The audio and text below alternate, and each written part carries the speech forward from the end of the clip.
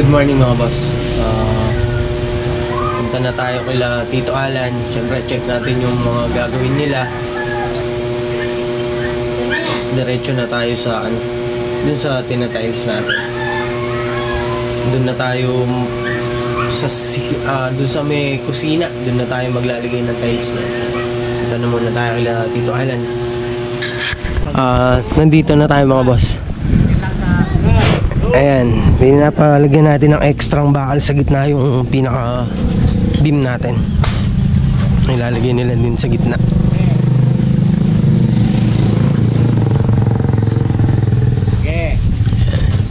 Yung tinutulak ng isa, ilalagay sa gitna.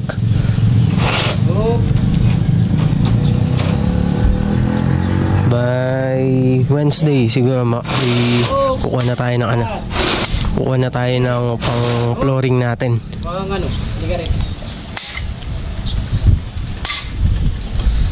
Kukuha na tayong pang flooring sa Wednesday na Hardiplex tsaka tubular. Ayan.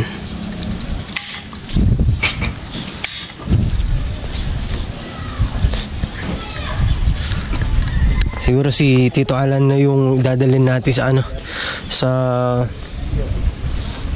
Candaba. Tsaka yung isang pumapasok sa atin. Sila Kuya Noli na lang dito. Tsaka yung isa pang mga kasama rin nating bago. Yan. Siya na yung pagtutuloy natin dito si Kuya Noli. Tapos si Tito Alan dadali natin ng Candaba. Siya tuwing basal si Tito Alan dadali natin. Pag binuksan din yung Mabalacat, kukunin ulit natin siya doon, ililipat natin siya sa Mabalacat.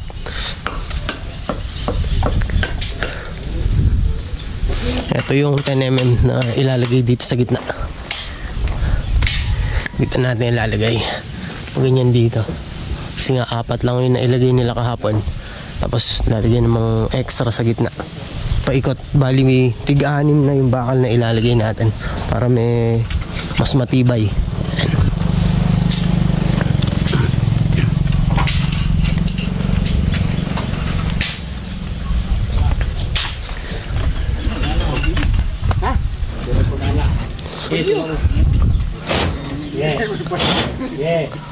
Kunole.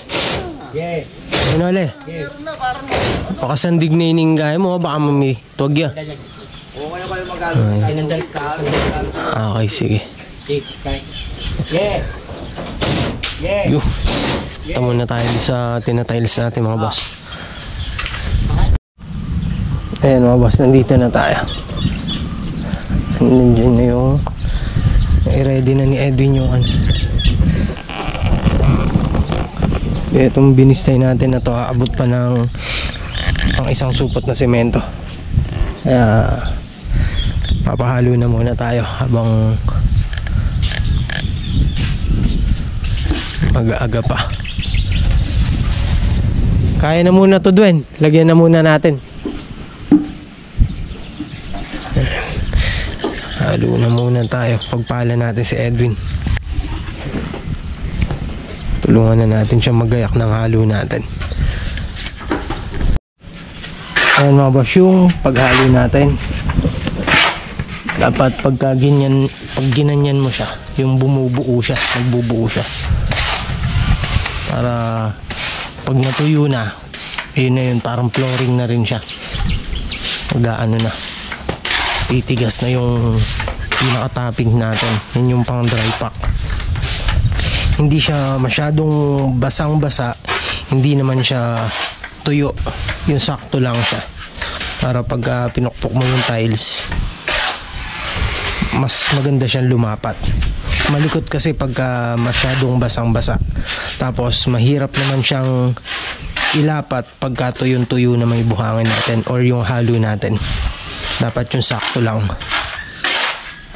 Tsaka mas magandang nilalagay yan kung walang mga buong tulad nito. Pagka walang ganito, yun, mas maganda yung talagang durug na durug siya.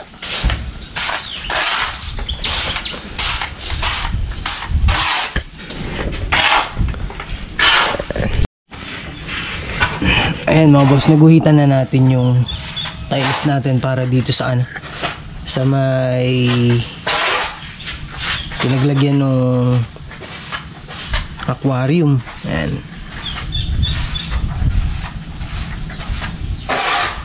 Ayan, pabandaran. Yung para dito yan. Ayan, para dito.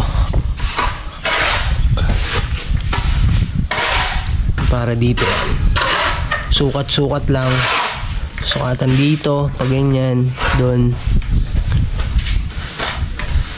Tapos puputulan na. Tapos yun dito, yung 45 niya rito, guguhitan din natin bago natin puputulan.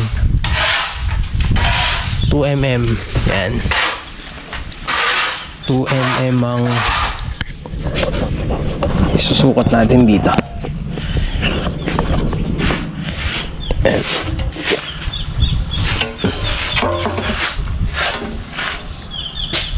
Lalapat ko lang yung kamay ko rito pag ganun.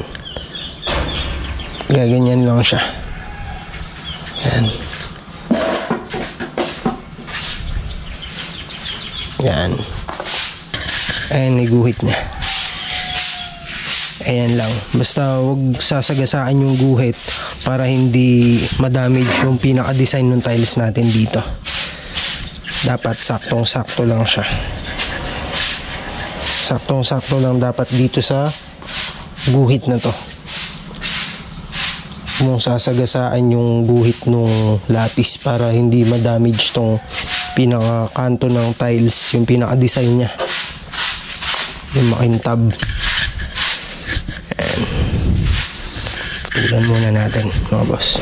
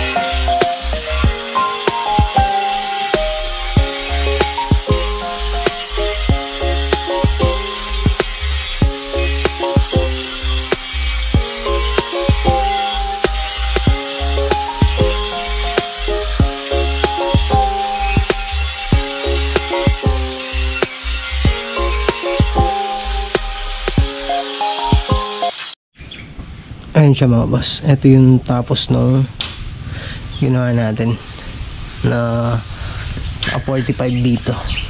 Ayan. Dito walang damage yan.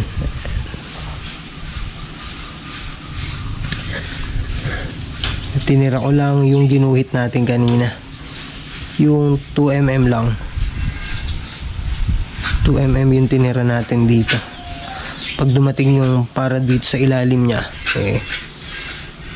kita lang yung grout. Yan. Lagay muna natin mga boss. Ayan siya boss. Ito lang yung nakalitaw. Tapos igagrout lang siyang puti para hindi halata yung pinakadugtungan niya rito. Dumi lang yan. Ayan. Grout na yan dito. Ayan. Kasi etong malaki na to, para dyan yan. Naka 45 silang pareho. Ayan.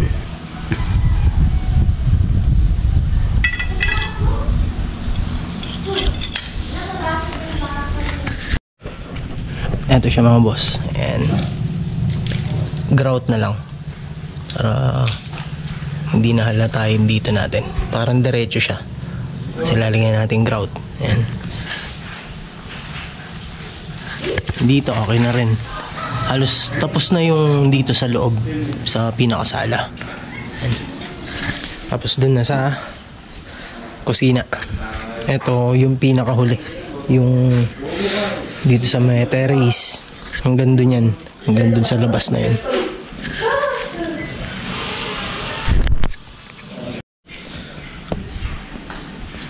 Ayan siya mga boss.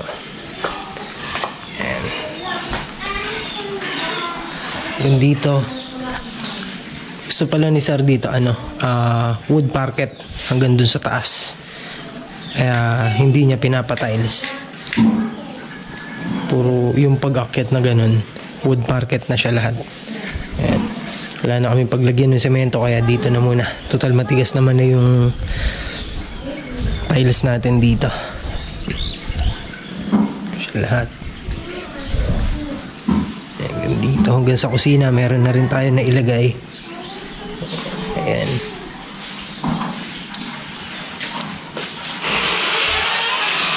Ilang peraso na lang yan. Isang araw baka sakali matapos natin tong kusina.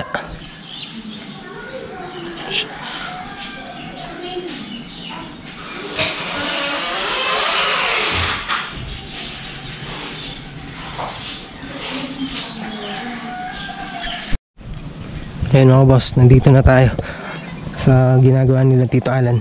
May nakapabricate na silang pambiga para dun sa likod. Tapos ito, nabuhusan na yung kalahati.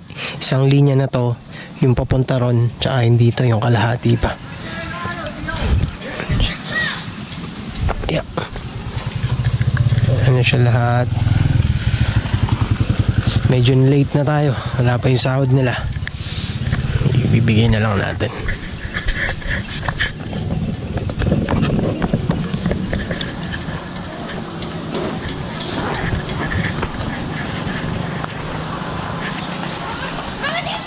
Nice.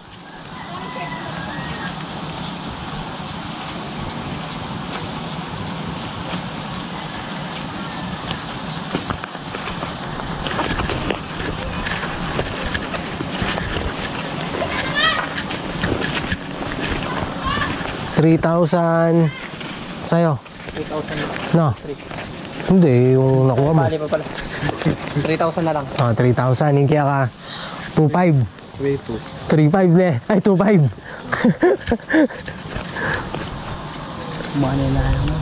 Penalty. Ha? Penalty. Sige, penalty ka. Ay, may penalty po nito.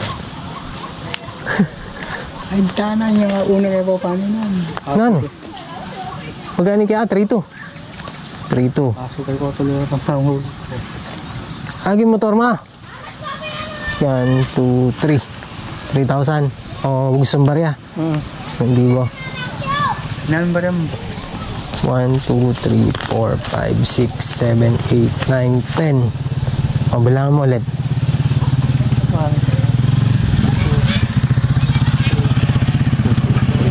4, 5, 6. Tama po. 10. Hindi pa yung libo. Oh, okay. Now, wait. Yun, medyo Dumaan na naman yung pakay. ginabi na tayo. Yung dalawa naman, si Tito Alan tsaka si si Kuya Noli. Tabi na. At least nakita na natin may improvement na. Sa Wednesday, kuha na tayo ng pang flooring. Ayan. Flooring na tayo para maidiretso na yung asintada sa gilid. Yan, uwi na muna tayo. Bibigyan natin yun dun sa dalawa. Gabi na. Bukas may pupuntahan ulit tayo. May humarang sa akin dun. Gusto rin magpa-estimate ng tiles ulit. Pero try natin. Tingnan natin. Kung hindi naman natin magagawa yun, wala namang problema kasi marami na tayong bubuksan by Monday. Dalawa na yung mabubuksan sa Monday. Kahit liit-liit lang yung trabaho natin, kahit kahit paano may trabaho dumarating. Yan lang importante. Hindi tayo nababakante at nakakapagbigay tayo ng trabaho sa mga nangangailangan din ng trabaho. Ayun. Boss na lang ulit mga boss. Thank you.